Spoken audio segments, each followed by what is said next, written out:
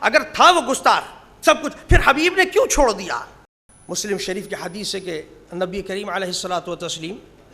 کچھ بچوں کے پاس سے گزرے، اور ان بچوں میں ایک بچہ تھا جس کا نام تھا ابن سیاد، اور یقال لہ ابن صائد، اس کو ابن صائد بھی کہا جاتا ہے۔ وہ کھیل رہے تھے، وہ بچہ بھی ان کے ساتھ کھیل رہا تھا۔ حبیب علیہ الصلاۃ والسلام نے اس کو دیکھا اور کہا اتشہد انی رسول اللہ،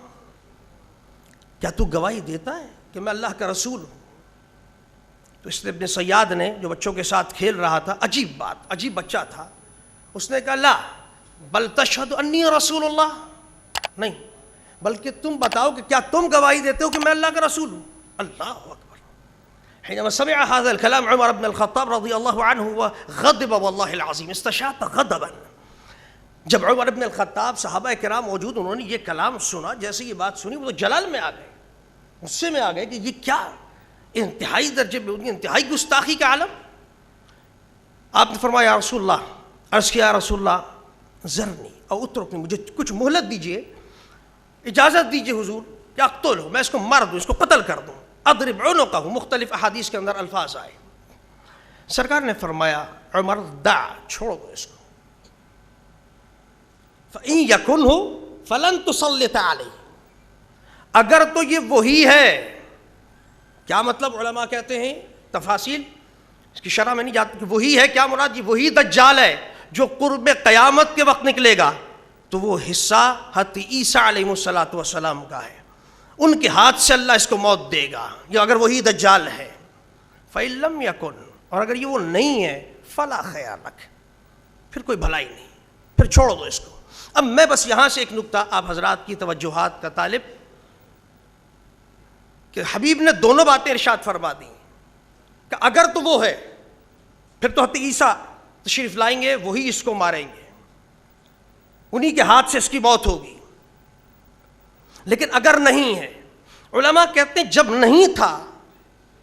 دونوں باتیں حضور نے ذکر کر دیں، اس میں بڑا اختلاف رہا کہ کون تھا یہ وہی دجال ہے یا نہیں، لیکن جب حضور نے فرما دیا اگر یہ نہیں، اس کا مطلب ایک رخ نکلتا ہے کہ وہ یہ وہ والا دجال نہیں ہے۔ لیکن علماء کہتے ہیں پھر بھی گستاخی تو کر رہا تھا، پھر بھی اہانت کر رہا تھا، توہین انتہائی درجے، حبیب نے کیوں چھوڑ دیا؟ توجہ چاہوں گا اس بات کی طرف، اس سے کہیں ہمارے علماء کرام تمام ہی حضرات شیوخ موجود ہیں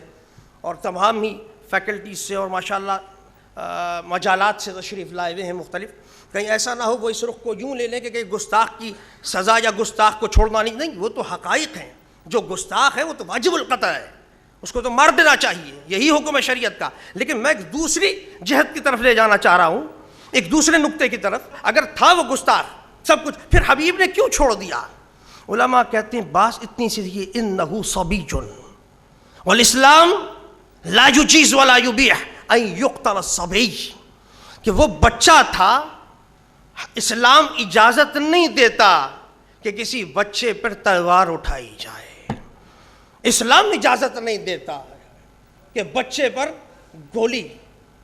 بچے پر کلاشنکوف تان لی جائے۔ غور کیجئے، ایک اسلام کا یہ نظریہ ہے، یہ ایک اسلام کی صورت کہ بدبختی سامنے کر رہا ہے، میرے حبیب قادر ہیں، جائز بھی ہے، مار سکتے تھے، کیونکہ شریعت زبان مصطفیٰ کا نام ہے، حبیب چاہتے اسی وقت عمر مار دوخت تاکہ لوگوں کو نصیحت مل جائے۔ اچھا ہوتا بھی یہی ہے، حکم بھی یہی کہ گستاخ کو مارنا ہے، واجب القطع ہے، یہ ایک علیحدہ موضوع، لیکن اس کو چھوڑ دیا کیونکہ اس میں بچپنا آ گیا۔ وہی رحمت دیکھیے، وہ بچہ ہوا، بچپنا آ گیا، میرا حبیب سراپا رحمت بن گیا۔ اللہ،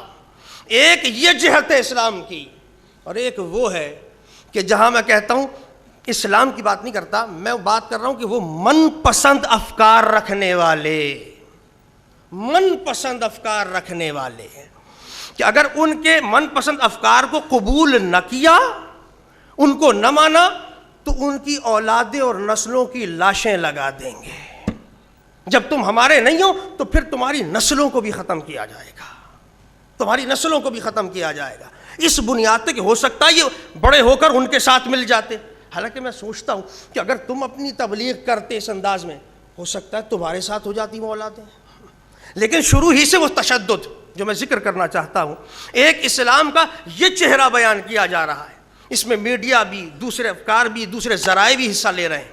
اور ایک وہ چہرہ ہے کہ سامنے موجود ہے، گستاخی کر رہا ہے. میرا حبیب اس لیے چھوڑ دیتا ہے کہ بچہ ہے. یہ بتا دیا قیامت تک آنے والوں کو،